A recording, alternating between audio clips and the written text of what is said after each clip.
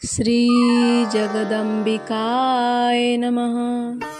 श्रीमद्देवी भागवत महापुराण प्रथम स्कंध।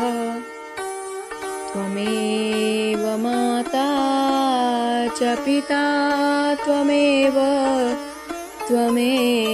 बन्धु च सखा त्वमेव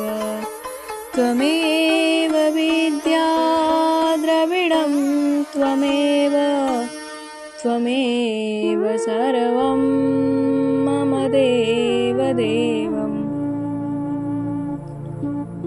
सर्वमङ्गलमाङ्गल्ये शिवे सर्वार्थसाधिके शरण्ये त्र्यम्बकं गौरी नारायणी नमस्तुते।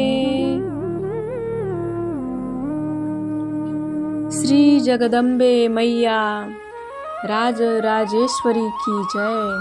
श्रीमद्देवी भागवत महापुराण की जय। सर्वप्रथम अखिल कोटि ब्रह्मांड नायिका जगत जननी जगदीश्वरी भगवती राजराजेश्वरी माँ जगदम्बा के पावन श्री चरणों में कोटि कोटि नमस्कार। आज के इस मंगलमयी प्रथम दिवस की श्रीमद्देवी भागवत महापुराण कथा के आरंभ में हम माँ के महिमा के बारे में जान लेते हैं।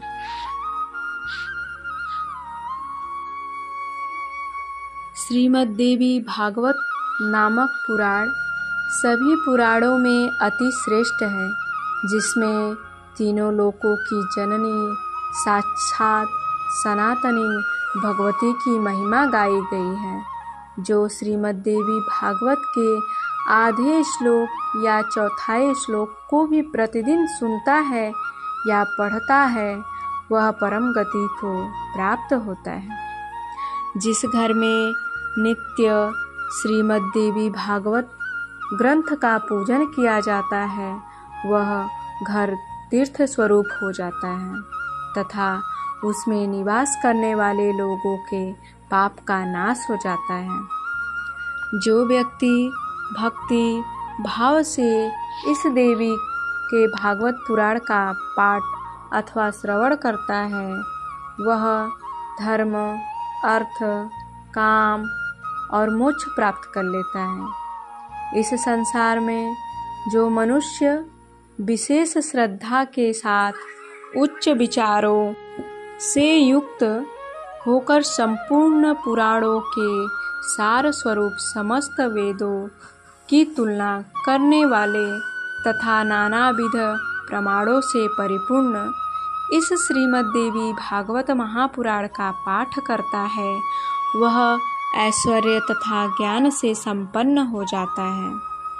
श्री सुत जी मुनियों से बोले, जो इस श्रेष्ठ श्रीमद्देवी भागवत का नित्य भक्ति पूर्वक श्रवण करता है, उसके लिए कुछ भी और कहीं भी कभी भी दुर्लभ नहीं है।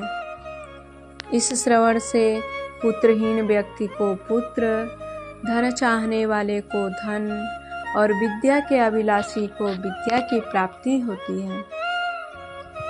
यह पुराण जिस घर में विधि पूर्वक पूजित होकर स्थित रहता है, उस घर को लक्ष्मी तथा सरस्वती कभी नहीं छोड़ती और बेताल, डाकनी तथा राक्षस आदि वहाँ झांकते तक नहीं। यदि मनुष्य इस पुराण का पाठ करे तो उसके मंडल को छोड़कर दाहक भाग जाएंगे। शारदीय नवरात्र में परम भक्ति से इस पुराण का नित्य पाठ करना चाहिए। इससे जगदम्बा उस व्यक्ति को प्रसन्न होकर उसकी अभिलाषा से अधिक फल प्रदान करती है। जय अम्बे।